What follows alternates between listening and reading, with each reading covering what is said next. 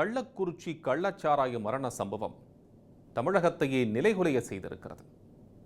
வழக்கம் போல கண் துடைப்பு நடவடிக்கைகளை மட்டுமே அரசு எடுத்திருப்பதாக குற்றச்சாட்டும் எழுந்திருக்கிறது. என்ன நடக்கிறது கள்ளக்குறிச்சியில் பார்க்கலாம்.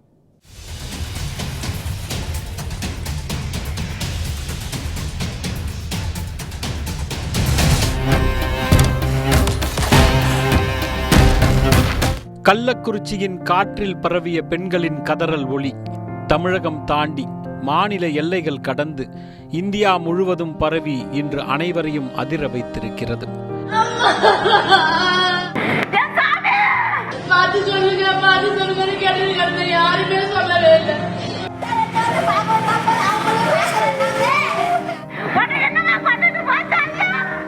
ஒன்றல்ல இரண்டல்ல 50 பேரை கள்ளச்சாராயத்துக்கு துள்ளத் துடிக்க காவு கொடுத்து விட்டு கண்ணீர் கடலில் மூழ்கி இருக்கிறது கள்ளக்குறிச்சி கருணாபுரம் பகுதி. கணவனை இழந்த மனைவி, மகனை பறிகொடுத்த தாய், தந்தையை இழந்த குடும்பம் என்று கருணாபுரம் முழுவதுமே துயர ஓலமாகி இருக்கிறது. இந்த அவலங்களின் ஒட்டுமொத்த காரணம் அரசின் அலட்சியம் மட்டுமே என்ற குற்றச்சாட்டு எழுந்துள்ளது. கள்ளக்குறிச்சி தாலுகா அலுவலகம் அருகே அமைந்துள்ளதுதான் கருணாபுரம் பகுதி. இங்குள்ளவர்கள் கட்டிட வேலை உட்பட உடல் உழைப்பு தினக்கூலி வேலைகளுக்கு சென்று வருவதாக கூறப்படுகிறது. அப்படி வேலைகளுக்கு செல்பவர்கள் தங்கள் அசதி தீர சாராயம் அருந்துவதாகவும் சொல்லப்படுகிறது. டாஸ்மாக் மதுபானங்களின் விலை ஏற்றம், பாட்டிலுக்கு 10 ரூபாய் அதிகம் விற்கும் விற்பனையாளர்கள் என்று தங்களுக்கு டாஸ்மாக் கட்டுப்படியாகாததால் 30 ரூபாய் விலைக்கு கிடைக்கும் பாக்கெட் சாராயத்தையே இவர்கள் அருந்துவதாகவும் கூறப்படுகிறது. அப்படித்தான் ஜூன் 18ஆம் தேதி செவ்வாய்க்கிழமை இரவு கருணாபுரம் பகுதியைச் சேர்ந்த தினக்கூலி தொழிலாளர்கள் பலரும் அங்கு தொடர்ச்சியாக கள்ளச்சாராய விற்பனையில் ஈடுபட்டு வரும் கண்ணுக்குட்டி எனும் கோவிந்தராஜ் என்பவரிடம் சாராயம் வாங்கி அருந்தி இருக்கிறார்கள். 100க்கும் மேற்பட்டவர்கள் கோவிந்தராஜிடம் இருந்து கள்ளச்சாராயம் வாங்கி குடித்ததாக தெரிகிறது. இப்படி சாராயம் குடித்துவிட்டு வீடுகளுக்கு சென்றவர்களில் சிலருக்கு சில மணி நேரங்களிலேயே வாந்தி, வயிற்று வலி, நெஞ்சு எரிச்சல், கண் மங்குதல் என்று உடல் உபாதைகள் ஏற்பட வலியால் கதறத் தொடங்கி இருக்கிறார்கள். என்னவோ செய்து முடியல என்றபடி சுருண்டு விழுந்தவர்களை சொந்தங்கள் எல்லாம் அலறியடித்தபடி கள்ளக்குறிச்சி தனியார் மருத்துவமனைக்கு அறக்க பறக்க கொண்டு சென்றிருக்கிறார்கள். சிகிச்சைக்காக மருத்துவமனைக்கு கொண்டு செல்லப்பட்டவர்களில் சுரேஷ், பிரவீன், சேகர், மகேஷ், ஜெகதீஷ் ஆகிய 5 பேர் உயிரிழக்க மரண ஓலம் அங்கே கேட்கத் தொடங்கியது. உறவுகளை இழந்தவர்களின் கதறலும் காற்றில் பரவத் தொடங்கியது. நைட்டு 2 மணிக்கு சாராயம் குடிச்சதுனால வயிறு வலிக்குது, குடல் பெரட்டுது, தலையை பெரட்டுது, என்ன சொல்றேன்னு தெரியல, கண்ணு கேட்கல, காது கேட்கலன்னு சொன்னிச்சு. சொன்னாங்க சாராயம் குடிச்சுதான், மற்றபடி எதுவுமே இல்லை, சாராயம் குடிச்சுதான். 24 மணி நேரமும் சாராயம், அதுல என்ன கலந்தாங்களோ என்ன பண்ணாங்களோ தெரியல. என் புருஷனுக்கு எந்த இதுவுமே கிடையாது. 2 மணிக்கு வயிற்று பெரட்டுது, கொலையை பெரட்டுது, கண்ணு வலிக்குது, கண்ணே எனக்கு தெரியல, காதே அப்படின்னு சொல்லி கடைசியில பார்த்தா நல்லாதான் இருக்குதுன்னு நினைச்சோம். அது சஞ்சீவ் ஹாஸ்பிட்டல் கொண்டு போனோடனே அவர் எப்ப இறந்துட்டாரு. சாராயம் குடிச்சு என்ன மாதிரி யாருக்குமே இது மாதிரி ஆகக்கூடாது, எந்த பொண்ணும் பாதிக்கப்படக்கூடாது, இதுவே என்னோட கடைசியா இருக்கட்டும். எந்த பிள்ளைகளும் இது மாதிரி அனாதி ஆகக்கூடாது, அப்ப இந்த பிள்ளைகளும் ஆகக்கூடாது.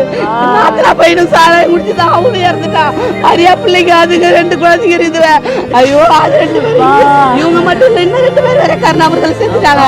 இனிமேல் சாமி சாராயம் விற்க கூடாது, சாராயத்தால எந்த குடும்பம் பாதிக்கப்படக்கூடாது.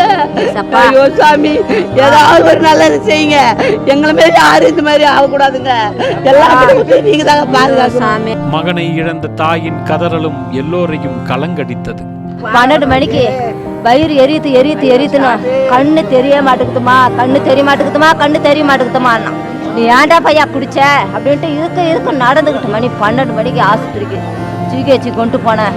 என்னடா குடிச்சேன்னா சாராயம் தாமா குடித்தேன், வயிற்றை பெரட்டுது, கண்ணு தெரிய மாட்டேங்குது.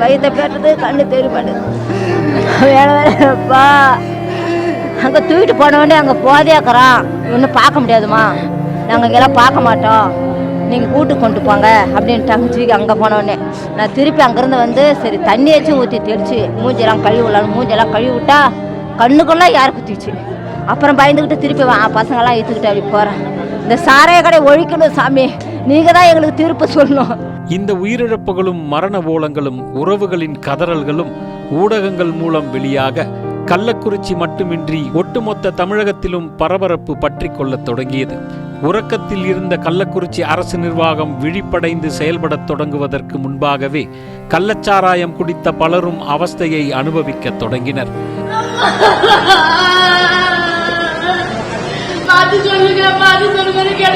யாருமே சொல்லவே இல்லை. நீங்க வரல வரல வரலன்னு சொன்னாங்களே தவிர வந்தாங்கன்னு யாருமே சொல்லவே இல்லைங்க. நானும் நல்லா அழைச்சிட்டு இருக்க மாறி மாறியா போச்சு. அவர்களை சார்ந்தோரும் பதறத் தொடங்கினர். புதன்கிழமை பகலில் 20க்கும் மேற்பட்ட ஆம்புலன்ஸ்களில் கள்ளச்சாராயம் குடித்து பாதிக்கப்பட்டவர்கள் கள்ளக்குறிச்சி அரசு மருத்துவமனைக்கு கொண்டு செல்லப்பட அதிக பாதிப்புக்கு உள்ளானவர்கள் அங்கிருந்து விழுப்புரம், சேலம் மற்றும் புதுச்சேரி அரசு மருத்துவமனைகளுக்கு அனுப்பி வைக்கப்பட்டனர். அப்படி சிகிச்சைக்கு அனுப்பப்பட்டவர்களிலும் பலர் உயிரிழக்க உயிரிழந்தோரின் எண்ணிக்கை 50ஆக அதிகரித்திருக்கிறது. மருத்துவமனைகளில் உயிரிழந்தவர்களின் உறவினர்கள் அழுது அரற்றியது அனைவரையும் கண்ணீர் வடிக்கச் செய்தது.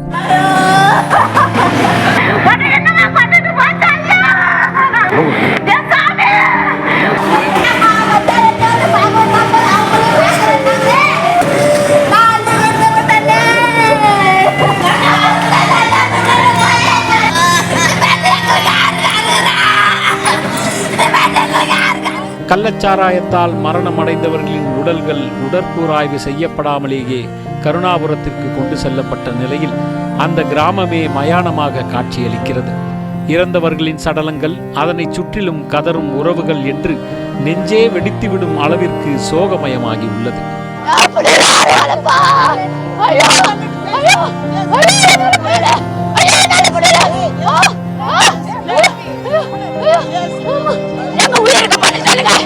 எங்க உயிருக்கு பதில் சொல்லுங்க.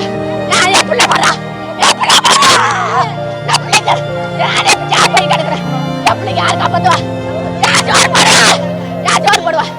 இதனிடையே இந்த உயிரிழப்புக்கு காரணம் கள்ளச்சாராயம் அல்ல, விஷச்சாராயம்தான். சாராயத்தில் மெத்தனால் அளவு அதிகரித்ததால் அதனை குடித்தவர்கள் மாண்டு போனதாக தகவல் கூறப்படுகிறது. சாராய விற்பனையில் ஈடுபட்ட கண்ணுக்குட்டி என்கிற கோவிந்தராஜ், அவருக்கு உதவிகரமாக இருந்த மனைவி விஜயா, சகோதரன் தாமோதரன் ஆகியோரை கைது செய்திருப்பதாக காவல்துறை தெரிவித்துள்ளது. கல்வராயன் மலையிலிருந்து கள்ளச்சாராயம் வாங்காமல் கோவிந்தராஜ் வெளியில் இருந்து சாராயம் வாங்கி வந்து விட்டதாகவும், அவருக்கு மெத்தனால் கலந்த சாராயத்தை கொடுத்தது யார் என்று விசாரணை தொடர்வதாகவும் போலீஸ் தரப்பில் கூறப்படுகிறது.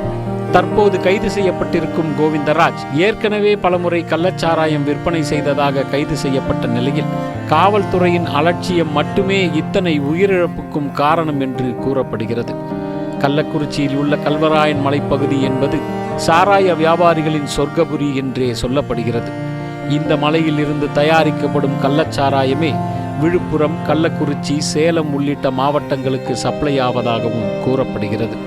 மதுவிலக்கு போலீசார் கல்வராயன் மலையில் அடிக்கடி சோதனை மேற்கொண்டு ஆயிரக்கணக்கான லிட்டர் கள்ளச்சாராய ஊறலை அழிப்பதாக கணக்கு காட்டினாலும் கள்ளச்சாராய உற்பத்தி என்பது வற்றாமலேயே உள்ளது. அதன் எதிரொலியாகத்தான் இந்த மரணங்களும் என்கிறார்கள் அப்பகுதியினர். இன்று கள்ளச்சாராயத்தால் மரணங்கள் நிகழ்ந்த நிலையில் மாவட்ட ஆட்சியர் ஸ்ரவன்குமார் பணியிட மாற்றம் செய்யப்பட்டிருக்கிறார். மாவட்ட காவல் கண்காணிப்பாளர் சமய் சிங் மீனா பணியிடை நீக்கம் செய்யப்பட்டுள்ளார்.